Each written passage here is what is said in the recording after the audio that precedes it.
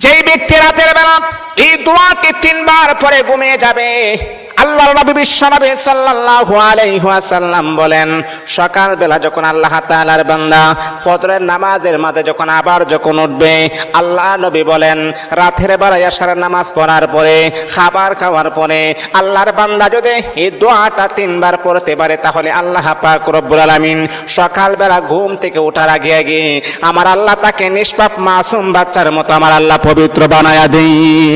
দোয়াটা সবাই আমরা জানি, আমরা সবাই কিন্তু দোয়াটা জানি, কিন্তু আমরা আমল করি না। দোয়াটা হলো আস্তাগফিরুল্লাহাল্লাযী লা ইলাহা ইল্লা হুয়াল হাইয়ুল কাইয়্যুম ওয়া আতুবু ইলাইহি লা হাওলা ওয়ালা কুওয়াতা ইল্লা বিল্লাহিল আলিয়্যিল আযীম।